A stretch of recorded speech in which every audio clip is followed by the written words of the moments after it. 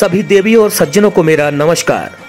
दोस्तों, मौसम है जनवरी का, मतलब उत्तरायणी का। कुछ खास है इस बार की उत्तरायणी।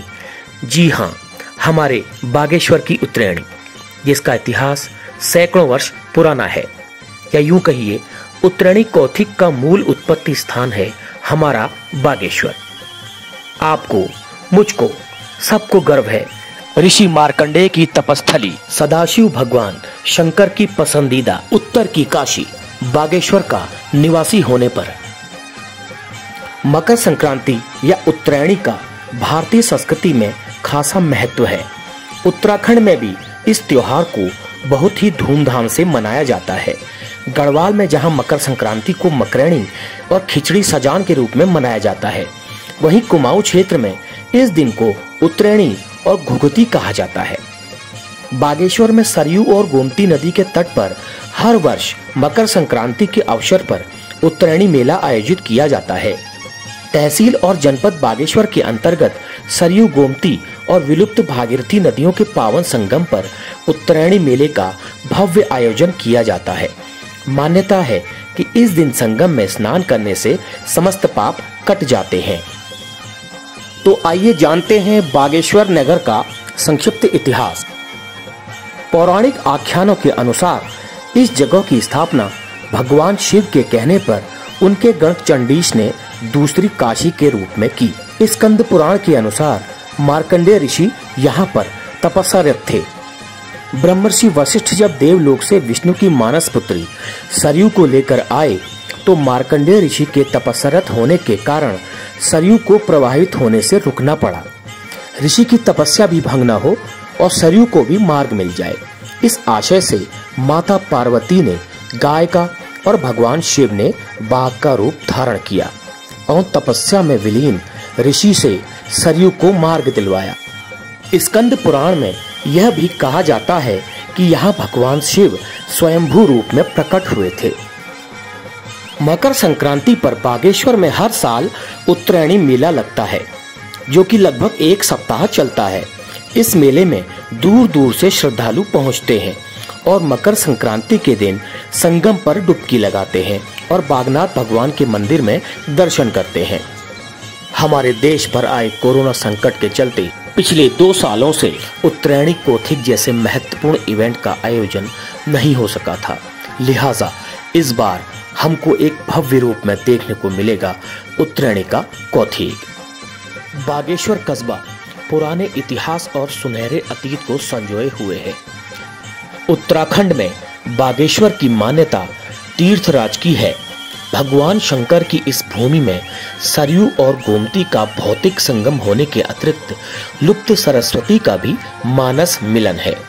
नदियों की इस त्रिवेणी के कारण ही उत्तरांचल वासी बागेश्वर को तीर्थराज प्रयाग के समकक्ष मानते आए हैं।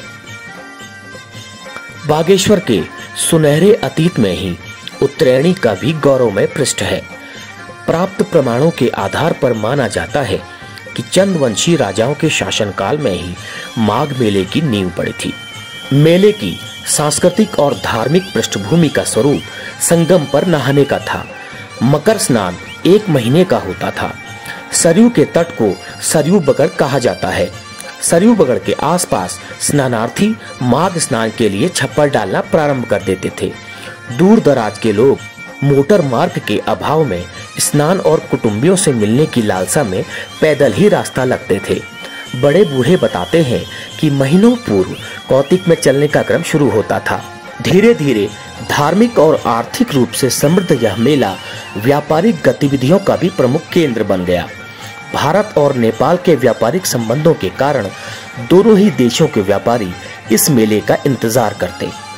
मेले की इस समृद्ध पृष्ठभूमि का लाभ आजादी के दीवानों ने भी स्वराज की बात को आम जनमानस तक पहुंचने में उठाया।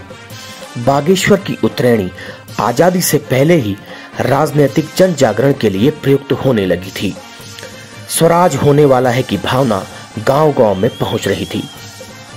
सरयू बगड़ राजनीतिक हलचलों का केंद्र था। कांग्रेस के झंडे यहाँ लगते ही हलचल प्रारंभ हो जाती थी।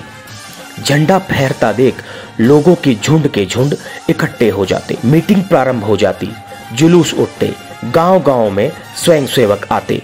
खद्दर का कुर्ता पजामा, सफेद टोपी उनकी पहचान होती। लोग विक्टर मोहन जोशी, बद्रीदत्त पांडे जैसे नेताओं को सुनने सरयू बगड़ का रुख करते। स्वतंत्रता की भावनाओं को गांव-गांव तक पहुंचाने का यह मेला श्रेष्ठ आधार हुआ करता था। अंग्रेजों ने कुली उतार एवं कुली बेगार जैसी अमानवीय प्रथाएं पहाड़ वासियों पर लादी थी। एक समय था जब पहाड़ों में अंग्रेजों को अपना सामान लादने के लिए कुली मिलना बहुत कठिन हो गया था। इस प्रथा के अंतर्गत प्रत्येक गांव में बोझा ढोने के लिए कुलियों के रजिस्टर बनाए गए थे। सन 1929 में कुमाऊं के श्री बद्रीदत्त पांडे के नेतृत्व में इसी सरयू बगड़ में कुली बेगार के रजिस्टरों को डुबोया गया। तब से लेकर आज तक राजनीतिक दल इस पर्व का उपयोग अपनी आवाज बुलंद करने में करते हैं। इस वर्ष के मेले की तैयारियों को जानने के लिए हमने बातचीत की बागेश्वर के नगर पालिका अध्यक्ष सुरेश खेतवाल जी से। तो आइए सुनते हैं उनसे बातचीत के कुछ अंश। तो बताइए सर, क्या है इस बार पे? देखिए, सर्वप्रथम मैं आपके चैनल के माध्यम से अपने सभी जनपद वासियों को, प्रदेशवासियों को, देशवासियों को मकर संक्रांति नव वर्ष की बधाई दूंगा, शुभकामनाएं दूंगा। और जैसा कि उत्तरायणी मेला हमारा ऐतिहासिक, पौराणिक, सांस्कृतिक और राजनीतिक और व्यावसायिक मेला है, और यह जो है विगत 2 वर्षों में हमारे कोविड की वजह से नहीं हो पाया था। 2020 में लास्ट मेला हमारा हुआ था, तो हम आज 2023 में हमारा मेला हो रहा है। इस मेले की तैयारियां आप देख रहे होंगे कि भव्य रूप से चल रही हैं, और हम कहीं भी कोई कमी इसमें नहीं रहेगी। और जो है, क्योंकि हमारा पौराणिक मेला है, सरयू स्नान के साथ यहाँ पर होता है, यहाँ की जो धार्मिक आस्था है उसको बनाए रखते हुए, और क्योंकि इसमें मकर संक्रांति के दिन जो हमारा सूरज कुंड जगह है वहाँ पर जनेऊ संस्कार होते हैं। बहुत अधिक मात्रा में वहाँ पर जनेऊ संस्कार होते हैं। हमारे सरयू के किनारे भी होते हैं जनेऊ संस्कार। तो ये हमारी धार्मिक जो चली हुई आई है उसको हम आगे बढ़ाने का काम हम कर रहे हैं।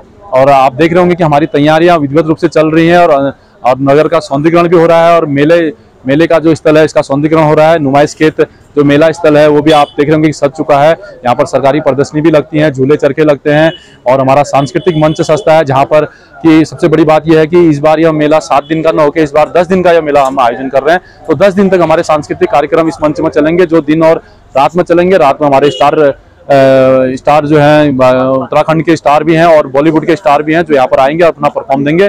तो मैं सभी आपके चैनल के माध्यम से सभी लोगों से यही विनती करूंगा कि आप लोग आइए, इस मेले की शोभा बढ़ाइए और इस मेले का आनंद लीजिए।